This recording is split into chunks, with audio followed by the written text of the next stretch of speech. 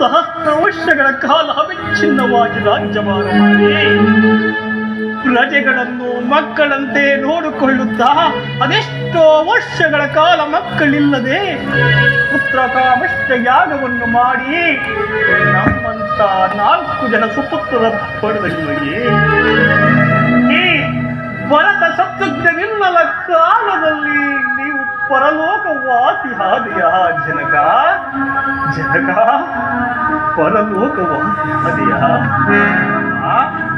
ಜನಕನ ಈ ಅಘಾತವಾದ ಮರಣಕ್ಕೆ ಕಾರಣವೇನು ತಾಯಿ? ನಾನೇ ಕಾರಣ. ಏನು ಕಾರಣ? ಅದು ಹೇಗೆ ಅಮ್ಮ? ಹೇಳುವೆನು ಮಗನೇ. ಹಿಂದೆ ದೇವಾಸುರ ಇದ್ದ ಕಾಲದಲ್ಲಿ ನಾನು ನಿಮ್ಮ ತಂದೆಗೆ ಮಾಡಿದ ಸಹಾಯಕ್ಕಾಗಿ ನಿಮ್ಮ ತಂದೆಯವರು ನನಗೆ 2 ವರಗಳನ್ನು ಕೊಟ್ಟಿದ್ದರು. ನಾನು ಕೇಳಲ್ಪಟ್ಟಿದ್ದೆ ಅಮ್ಮ. ಆ ವರಗಳಲ್ಲಿ ನಿಮ್ಮ ತಂದೆಯ ಬಳಿಯಲ್ಲಿ ಕೇಳಿಕೊಂಡೆ.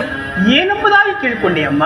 1ನೇ ವರಕ್ಕೆ ರಾಮಚಂದ್ರನಿಗೆ ನಡೆಯಬೇಕಾಗಿದ್ದ ಪಟ್ಟಾಭಿಷೇಕವನ್ನು ತಪ್ಪಿಸಿ ಪಟ್ಟಾಭಿಷೇಕ. ಹೌದು ಮಗನೇ. 2ನೇ ವರಕ್ಕೆ ರಾಮಚಂದ್ರನು ನಾರ್ಮುಡಿಯನ್ನುಟ್ಟು ಜಟಾವಲ್ಕಲ ಧಾರಿಯಾಗಿ ಮುನಿವೃತ್ತಿಯಿಂದ ಪುರ ಪ್ರವೇಶವಿಲ್ಲದೆ 14 ವರ್ಷಗಳ ಕಾಲ ವನವಾಸಕ್ಕೆ ಹೋಗಬೇಕೆಂದಲೂ ಕೇಳಿಕೊಂಡೆ. ಇಲ್ಲಿ ಮಾತನಾಡುತ್ತಿರುವುದು ನನ್ನ ತಾಯಿಯಾದ ಕೈಕೆಯೇ ಅಲ್ಲವೇ? ಸತ್ಯ ಧರ್ಮದಿಂದ ರಾಜ್ಯ ಪರಿಪಾಲನೆ ಮಾಡಿದ ದಶರಥ ಚಕ್ರವರ್ತಿಯ ಧರ್ಮಪತಿಯೇ. ಇದು ಯಾವುದೋ ಪಿಶಾಚನೆಯ ಪ್ರತಿರೂಪವೇ ಇರಬೇಕು.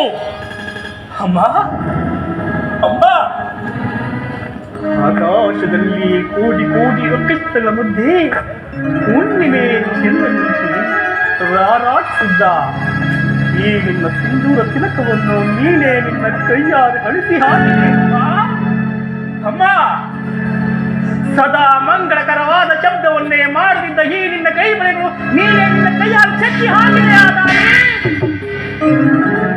ಅಮ್ಮ.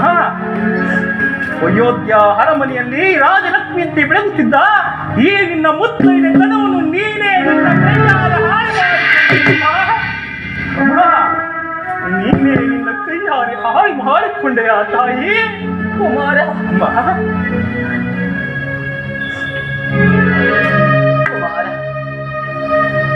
ಇಷ್ಟೆಲ್ಲ ಮಾಡಿರುವುದು ನಿನ್ನ ಸುಖ ಸಂತೋಷಕ್ಕಾಗಿ ಅಲ್ಲವೇ? ಇನ್ನು ಮೇಲಾದರೂ ರಾಜ್ಯ ಪಟ್ಟವನ್ನು ಕಟ್ಟಿಕೊಂಡು ಸಂತೋಷದಿಂದ ರಾಜ್ಯಭಾರವನ್ನು ನಾನು ನಿನ್ನ ಉದರದಲ್ಲಿ ಜನಿಸುವುದಕ್ಕಿಂತ ನೀನು ಬಂಜೆಯಾಗಿ ಉಳಿದಿದ್ದರೆ ಇನ್ನು ಶ್ರೀರಾಮಚಂದ್ರ ಪಟ್ಟಾಭಿಷೇಕದ ಲೋಕ ಕಲ್ಯಾಣವಾಗುತ್ತಿತ್ತು.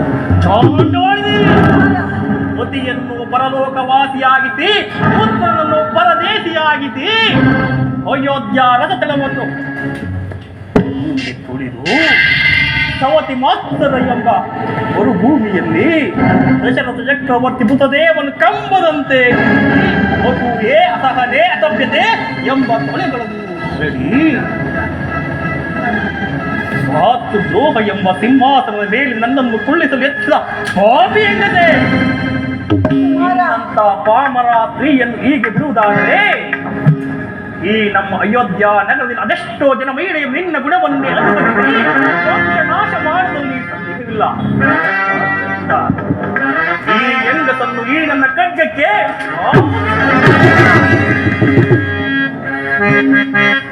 ಹೋದರ